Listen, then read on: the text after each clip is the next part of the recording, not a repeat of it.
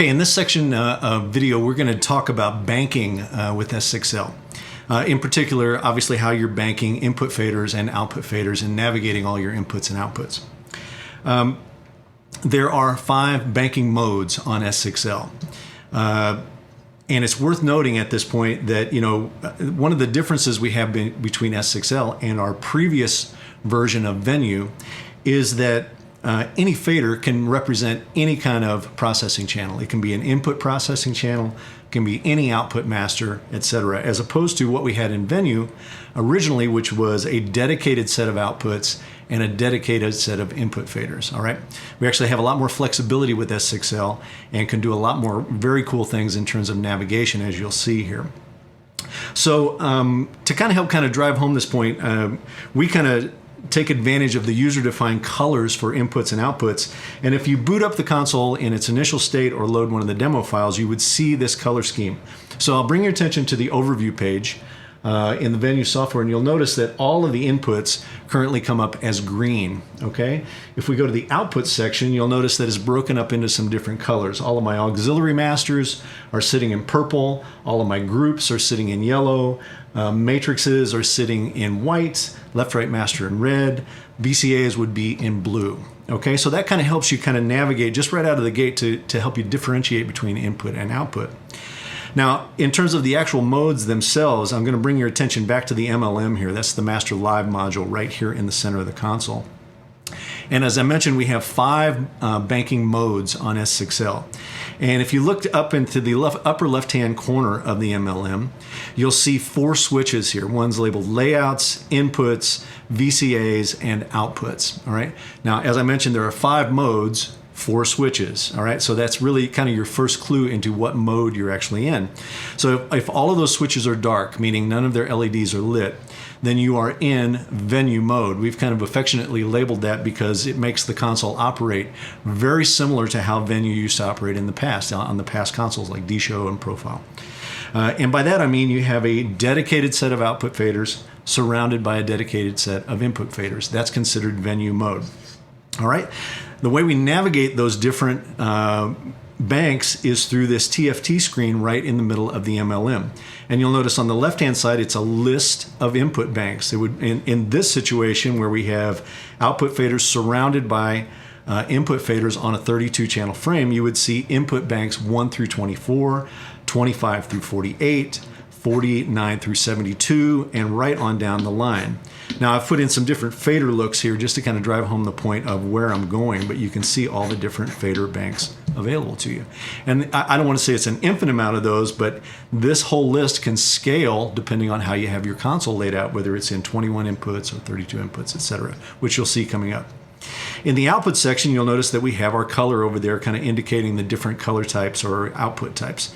Purple for auxes, blue for VCAs, if we move on down, yellow for groups, white for matrices, and even all the way to the left-right master. So notice we're banking those independently. We're banking outputs independently from inputs there. Very powerful. The vast majority of users will probably be in this mode for the majority of their work. Okay, another nice thing that comes along with that navigation scheme is the ability to nudge. All right, and by nudge, I mean, what I'm referring to there is simply shifting the console left or right to get to additional faders. So you'll also notice at the MLM here, even when I'm in Venue mode, I have a green arrow that is lit to the right. And I have 2 other choices available, that of all and 8. All right, so with all and 8 dark, that is telling me that I'm nudging in 1 channel increments. All right, so here you'll see me nudging. All right, and it's kind of hard to tell exactly what's going on here, so with all the similar colors. So I've actually kind of taken the liberty of making a show file that has different colors per 8 channels. All right, so I'm going to load that really quick just to kind of give you a better indication of what's going on. So let me just load that. All right, and we'll stay there. All right, so you'll notice now and it's just through loading a different show file, I've taken all the color out of the output section, and I've replaced the input sections with sections of 8. Matter of fact, I'll take you back to the overview screen really briefly here just so you can see what's going on. So I have sections of 8 channels that all have different colors. Outputs now has no color whatsoever, right? And this is really to do nothing other than just demonstrate how nudge is working on the console. So again, we're in single channel nudge. So just pay attention to the colors on the overhead view of the console here. And you'll notice that I'm just moving channels one at a time, left to right. Okay? Now, the other thing you'll notice here is that I now end up with 2 lights flashing here in the input banking, meaning I'm actually looking across 2 of the designated banks. If I want to snap it back to its regular sets of 24, I just simply press one of the buttons and it all snaps back, all right? Likewise, I can always move in channels of 8 as well. All I do is select 8, and now watching your colors here, you'll see I'm moving in sections of 8. And likewise, I can go to all as well, which is actually the equivalent of just going through the buttons. We're just going through them sequentially. So here I'm just moving in sections of 24 now, right? Okay, and you can see I'm moving down in the TFT banks here as well. All right, so that's nudge. That works in venue mode. It works in the other modes as well, which I'll show you here coming up. All right, so let's go to our next actual mode that is not venue mode. Let's switch over to inputs. Let's go all inputs. So notice now that the inputs light is lit in the MLM, and you would also notice that our banking segments have changed in terms of number. Now they are 1 through 32, 33 through 64, 65 through 96, and right on down the line. And you can also notice that we have 32 input faders here. Remember now, I stripped all the color out of the outputs, and we only have color on the inputs right now. So you're seeing 32 inputs on the top layer of the console. And likewise, we can just go right on down in sections of 32 now, looking at 32 channels of inputs at a time. Nudge works here as well. As you can see, I can nudge in single channel increments, 8 channel, all channels, moving right on down the line, right? I can do all kinds of nudge capability there as well. All right, so likewise, a similar paradigm is going to play out for outputs. I'm going to go to outputs now. Notice I've taken all the color out. I'm actually going to load another show file that actually puts all the color back in the outputs. And if we just compare now, I'll go back to the overview just to show it to you one more time. I've taken all the color out of the inputs. I only have color in the outputs in the default scheme right now. And you'll notice that once I press the outputs button in the MLM, what I have come up are all the different output choices. So now I can look at my aux masters, I can look at my group masters, I can look at all my matrix masters, or even my left-right master, just simply navigating it. But it's the top layer of the console is dedicated to outputs at that point. Okay? All right, let's move on to our last, actually not our last, our next banking mode here, and that is VCAs, right? So if I press VCAs, notice the entire top layer of the console turns to VCA masters. I have all 32 VCA masters available to me because this is a 32 fader console, okay? So very simple to get around on those. You can do all of your assignment, etc. from there. Let's move on to layouts now. And again, I'm going to load another show file, again, just to drive this home in terms of color of exactly what's happening here. And I'm going to go back to our default scheme. I'm going to go back to all green for inputs and all of our color separation for outputs now. Now, layouts is basically speaking to a user-defined layout, meaning I can have a top layer that is any combination of inputs and any outputs in any order that I want it to be.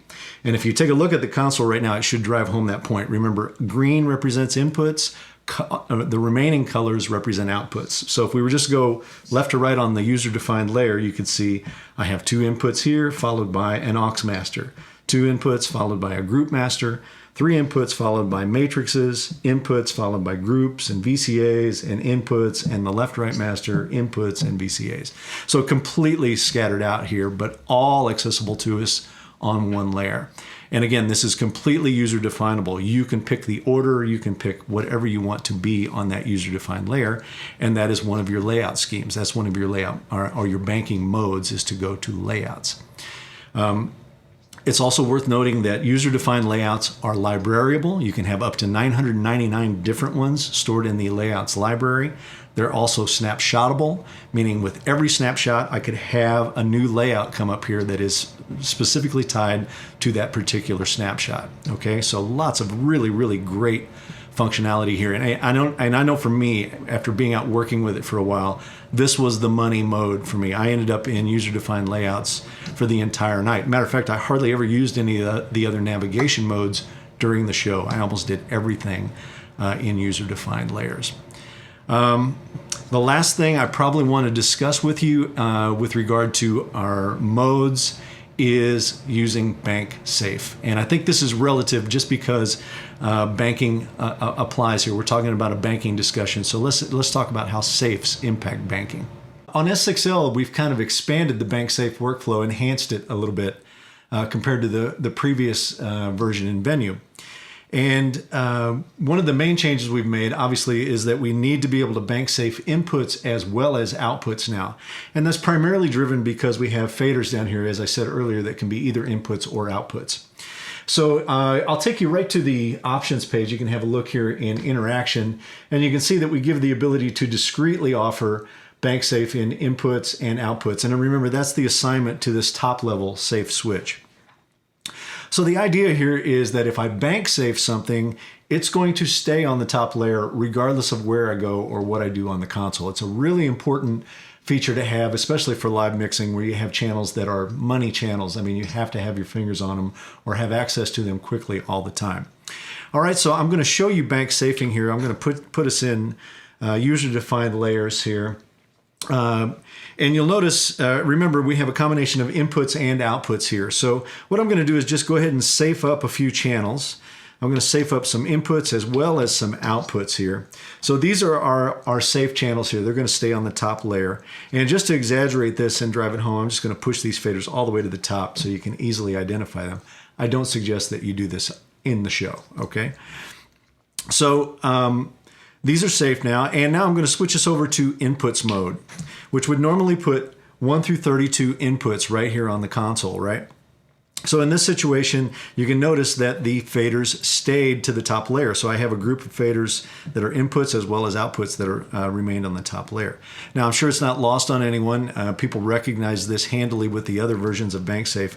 Well, what happens if I need to get to those channels that are actually under there? In this case, it would be channel 15, 16, 17, 18, and 19. How do I get to those inputs if the safes are covering them up? And this is where S6L's nudge feature really comes into play and helps you out. So I'm in inputs now. Notice I'm in single channel nudge. So I'm just going to nudge out from under those faders 5 clicks, and you'll see now that I have 15, 16, 17, 18, and 19 available to me now right on the surface, right? I've just moved out from underneath them. I've shifted the faders underneath the safes, all right? If I want to get back to where I normally was, just simply press the bank button again and it snaps back to where it was. Now, we give you an additional ability in S6L, which I have found to be very, very handy. I love this feature that we've built in, and it's, as an event, now you can bypass your safes temporarily. All right, so I'm going to take you back to the big screen. I'm going to go back to media page now, which is where we house events, right? And you'll notice as I highlight BankSafe bypass here, this is how you build it. It's a very simple build. It's a function switch. I've actually put in a flash on the function switch to function or to flash when I'm in bypass. So if we go back to the console now, I'm in inputs mode still. I still have my safes in play. I've built BankSafe bypass into function 1, and if I just press function 1, you'll notice the safes go away for just a second. My light is flashing, letting me know that I'm in BankSafe bypass. I press it once again, and now my safes come back into play. All right, so easy peasy. Really good, allows you to navigate and always keep control of those really crucial, vital faders that you need to have at your disposal all the time during your events. All right, so that's BankSafe with regard to how it works within a banking framework. Make great use of it. It's a really, really wonderful workflow. All right, that's going to wrap this video up. Please tune in for other videos that I'm putting together on workflows and functionality on the console. Thanks for tuning in. We'll see you on the next one. Thanks. Bye-bye.